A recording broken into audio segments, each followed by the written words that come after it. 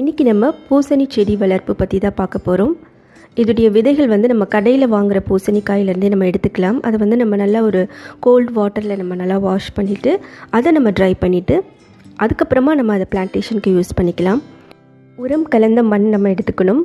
கவு tongue கொஞ்சம் mix பண்ணிக்கலாம். Neem cake வந்து கொஞ்சம் மிக்ஸ் பண்ணிக்கலாம். அது வந்து வேருக்கு ரொம்பவே நல்லது.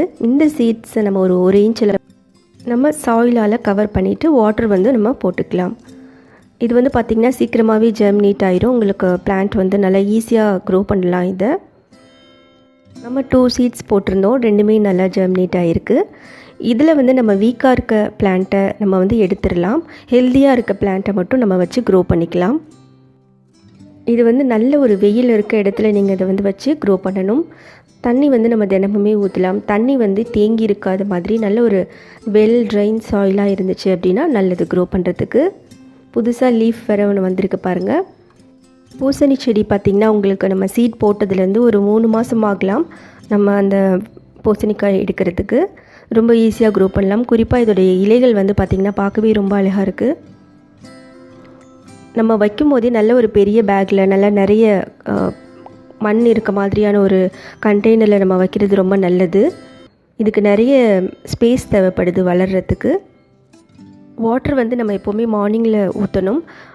அதுக்கு நிறைய டைம் இருக்கும் நல்லா ட்ரை ஆகிறதுக்கு. சாயிலில் நீங்கள் மண்ணில் வந்து ஊற்றுற மாதிரி பார்த்துக்கோங்க. இலைகளில் தண்ணீர் படும்போது அந்த தண்ணி வந்து லீஃபில் இருக்கும்போது அது வந்து ஃபங்கஸ் வரத்துக்கும் வாய்ப்பு இருக்குது. அதனால் மண்ணில் தண்ணி வந்து நம்ம போடுறது நல்லது. இதோடைய ரூட்ஸ் வந்து நல்லா ஸ்ப்ரெட் ஆகி கீழே நல்லா க்ரோ ஆகும். அப்போ அதோடைய ரூட்ஸ் எல்லாத்துக்குமே தண்ணி போய் சேர்கிற மாதிரி நம்ம நிறைய தண்ணி இதுக்கு வந்து விடலாம். மார்னிங்கில் விட்டுருங்க. இப்போ பார்த்திங்கன்னா கொடி கொஞ்சம் வளர ஆரம்பிச்சிருச்சு. கண்டிப்பாக இதுக்கு நம்ம சப்போர்ட் கொடுக்கணும். நம்ம மாடியில் வைக்கிறதுனால தரை ரொம்ப ஹீட்டாக இருக்கிறதுனால அதுக்கு அந்த செடிக்குமே நல்லா இருக்காது. ஸோ கண்டிப்பாக ஏதாவது ஒரு சப்போர்ட் கொடுத்து ஒரு பந்தல் மாதிரி போட்டு கூட நம்ம இதை வந்து வைக்கலாம். இப்போ பார்த்திங்கன்னா பூக்கள் வந்து வரப்போது, அதில் முட்டுக்கள்லாம் கொஞ்சம் வந்திருக்கு. இப்போ நம்ம ஃபெர்டிலைசர்ஸ் பற்றி பார்க்கலாம். நம்ம விதை வைத்ததுலேருந்து நம்ம பூக்கள் வர அந்த ஏர்லியாக இருக்கிற க்ரோயிங் ஸ்டேஜில் வந்து நம்ம வந்து நைட்ரஜன் ரிச் ஃபெர்டிலைசர்ஸ் வந்து கொடுக்கலாம். அதாவது தலைச்சத்து அது வந்து நம்ம பிளான்ட்டுக்கு அதிகமாக கொடுக்கலாம். இந்த தலைச்சத்து பார்த்திங்கன்னா உங்களுக்கு கவு டங்கில் இருக்குது, இல்லைனா கோட் டங்கில் இருக்குது. அப்படி இல்லைன்னா நம்ம மீனமிலம் கூட கொடுக்கலாம். இது வந்து ரொம்பவே முக்கியமான ஒரு சத்து.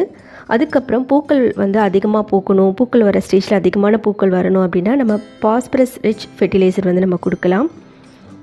காய் ஸ்டார்ட் ஆக ஆரம்பித்ததுக்கப்புறமா நம்ம பொட்டாசியம் ரிச் ஃபெர்டிலைசர் கொடுக்கலாம். ஃபெர்டிலைசர்ஸை பற்றி தெளிவான ஒரு வீடியோ நான் நம்ம சேனலில் ஏற்கனவே போட்டிருக்கேன். நான் லிங்க் வந்து டிஸ்கிரிப்ஷனில் கொடுக்குறேன், நீங்கள் அதை ஒரு வாட்டி பாருங்கள். அதில் எல்லா விதமான ஃபெர்டிலைசரும் ஈஸியாக எப்படி நம்ம வீட்டிலே இது பண்ணலான்னு நம்ம பார்க்கலாம். இப்போ பார்த்திங்கன்னா பூக்கள் வந்து மலர ஆரம்பிக்க போகுது. பூக்கள் வந்து பார்த்திங்கன்னா மேல் அண்ட் ஃபீமேல் ஃப்ளவர்ஸ் ரெண்டுமே இருக்குது. நம்ம வாட்டர் மிலனில் க்ரோ பண்ணியிருக்கோம்ல அதே மாதிரி தான். மேல் ஃப்ளவர்ஸ் தான் ஸ்டார்டிங்கில் வரும். அதுக்கப்புறம் கொஞ்சம் நாள் கழித்து ஃபீமேல் ஃப்ளவர் வந்து வர ஆரம்பிச்சிடும். குறிப்பாக நம்ம இந்த ஃப்ளவர்ஸ் வந்து பார்த்திங்கன்னா ஏர்லி மார்னிங் சீக்கிரமாகவே வந்து நம்ம ஒரு வேளை மகரந்த சேர்க்கை பண்ணணும் அப்படின்னாலும் சீக்கிரமாக பண்ணிடணும்.